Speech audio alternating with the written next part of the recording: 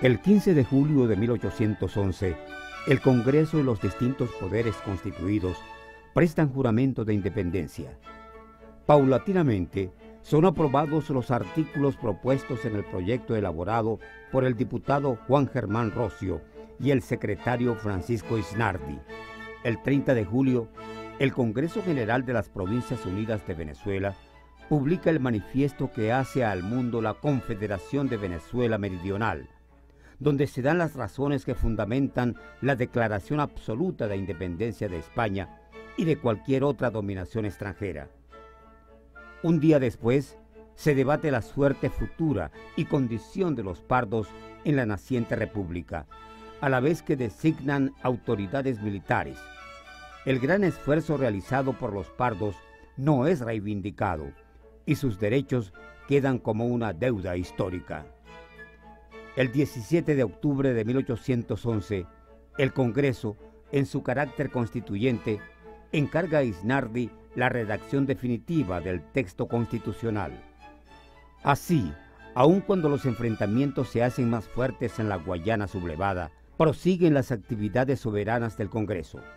De este modo, se aprueba el 21 de diciembre de ese mismo año la Constitución Federal, la primera de Venezuela y de nuestra América. Es la partida de nacimiento de la República de Venezuela, en tanto que ella nos da en ella se establece que nuestra forma de o pacto nuestro pacto de convivencia es a través de república. Suscrita por 37 diputados, la Novel Carta Magna declara los derechos del hombre, proclama la libertad, la igualdad, la propiedad y la seguridad, principios característicos del Estado liberal burgués. El Congreso Constituyente de 1811 y 1812 da, entidad y da forma jurídica al sistema de representatividad política. Paso, evidentemente, revolucionario para aquel momento cuando la soberanía recaía en el rey y a través de la representatividad política recae en el pueblo. Así, la Constitución Federal de 1811 da forma jurídica al país y conforma un Estado emanado de la soberanía popular. Aunque establece una sociedad de iguales, queda en deuda con pardos y esclavos cuando los mantuanos se reservan los privilegios coloniales, dejando a un lado el proyecto emancipatorio. Claro que tenemos que hablar de una constitución que en ciertos aspectos era conservadora, porque era expresión de ese momento. Era expresión de esas fuerzas políticas que estaban expresadas allí, que estaban vaciadas allí de alguna manera, ¿no? Surge un descontento entre los pardos y esclavos, decepcionados de la nueva república. El Congreso Constituyente de 1811 es un paso determinante dentro del logro de la libertad y la igualdad de los sectores populares de la población, que sin embargo van a insurgir también en contra de esa república porque es una república que no logra esos estadios de libertad e igualdad, no logra satisfacer las solicitaciones de los sectores populares. La crisis económica y política surgida tras el bloqueo español arrecia e intensifica con el terremoto del 26 de marzo de 1812, el que ocurre solo unos días después del traslado del Congreso a la ciudad de Valencia. Monteverde avanza desde Coro y el Congreso funcionaría hasta el 6 de abril de 1812, día en que es clausurado tras el recrudecimiento del conflicto interno y la derrota de los defensores de la causa republicana. Ese Congreso va a depositar la autoridad en una dictadura que se le dan los poderes plenos precisamente a Francisco de Miranda, nombrándolo además generalísimo, para que aplaque toda aquella conmoción política, social y militar. Luego viene el intento de reconquista por parte de los españoles, que envían a Domingo de Monteverde, que va a llegar por Coro, que también estaba en rebeldía, que no había aceptado ni a la Junta de Gobierno, ni había aceptado enviar representantes al Congreso Constituyente y no aceptaba en absoluto la idea de la independencia. Monteverde llega por allí, comienza a conformar un ejército y avanza, viene por Barquisimeto, por allí. Allí lo sorprende el terremoto de 1812 que sepultó bajo las paredes de los cuarteles a buena parte de milicias que sí estaban comprometidas con la independencia. Eso facilita el avance de Monteverde y llega a Monteverde pues ya a los lados ya del centro de la República.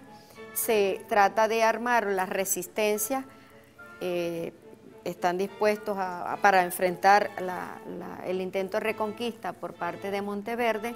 Ocurre la pérdida de la fortaleza de Puerto Cabello, que era donde estaba el arsenal de los patriotas.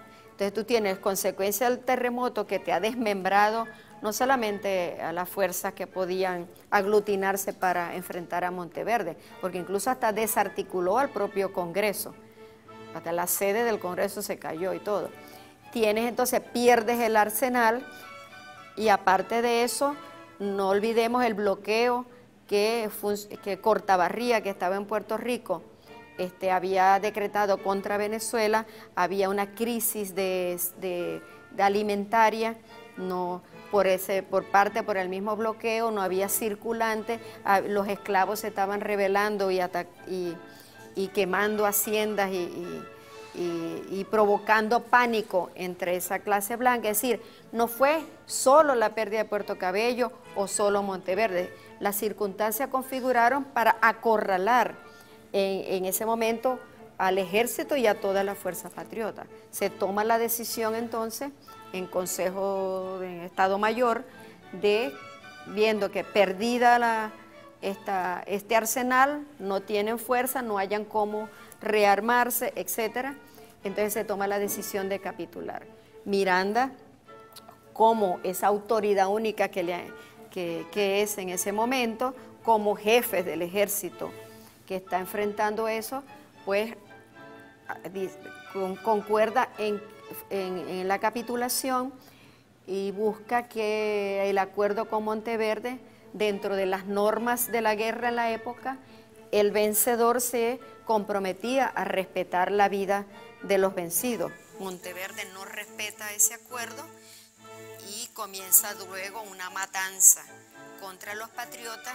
Hay una persecución en contra de los patriotas, se les enajenan los bienes, se les confina, se les manda al exilio o ellos mismos se tienen que ir al exilio porque van a ser sometidos no solamente a cárcel, sino que también hay una posibilidad muy cierta de ser sometidos al cadalso, es decir, a la muerte.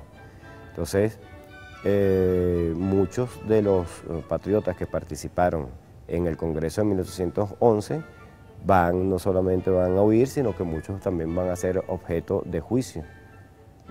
Juicios que en aquel momento se denominaron juicios de infidencia, es decir, que son los juicios que se le abren a las personas que fueron infieles al rey y a la monarquía.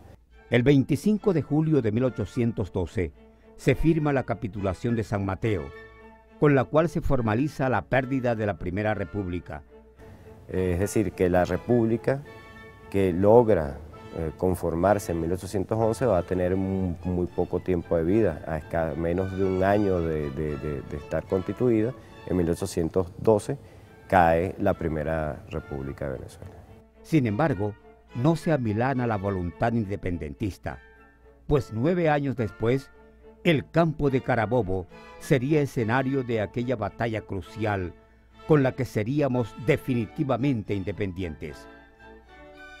Han transcurrido 200 años de aquella gesta y hoy rendimos homenaje a los hombres y mujeres que apostaron todo por la libertad de la patria. Recordamos el compromiso que tenemos todos de continuar su gesta y reivindicar sus luchas. El Bicentenario es la reafirmación del compromiso, es la búsqueda de la auténtica independencia, la emancipación de los pueblos. Entonces, cuando hablamos del aporte de la gesta parlamentaria, estamos diciendo que los revolucionarios y también los moderados y los radicales han dejado un aporte solamente al discutir la forma de la república, solamente al discutir el proyecto de bandera, solamente discutir si era centro o federalista la república, solamente el hecho de decir si acogían o no la religión católica como religión oficial, ¿entiendes? Porque eso, digamos, echa a andar un proceso libertario, si se quiere, republicano, que hasta hoy en día tiene vigencia. Esa herencia de hace 200 años debe impulsar a la Asamblea de la República Bolivariana de Venezuela a hacer lo que aquella Asamblea Constituyente de 1811 no logró en ese momento, es decir, la verdadera igualdad y la verdadera libertad del pueblo venezolano. De tal manera que cuando nosotros hablamos de la independencia, hablamos de un proceso que debe ser revisitado con una lente contemporánea que reivindique a los actores tradicionalmente preterizados, invisibilizados y maltratados por la historiografía dominante. Una independencia que nos diga tres cosas fundamentales. Primero, que una cosa es el rompimiento político que lanzamos o que concretamos hace 2 siglos y otra cosa es la soberanía plena que debemos alcanzar. Porque ayer como estuvimos impuestos, estuvimos asediados por intereses extraños, interna y externamente, expuestos al sometimiento de imperio o de colonia alguna, hoy en día hay lamentablemente actores que están añorando esa regresión al coloniaje pasado. El Congreso, como una gesta, como lo estamos diciendo, como esos héroes parlamentarios que participaron en 1811, son tan fundamentales para la República como los soldados, como las troperas que ayudaban a llevarle comida a los soldados, a las tropas también. O sea, fue prácticamente construir la República, fue un ejercicio que necesitó el concurso de toda la sociedad.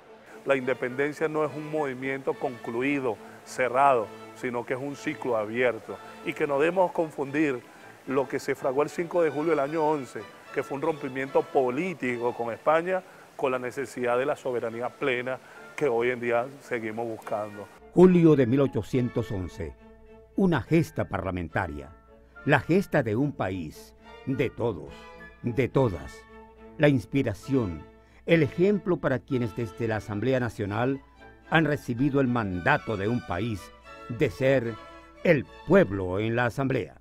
Narró para ustedes Héctor José Isturde.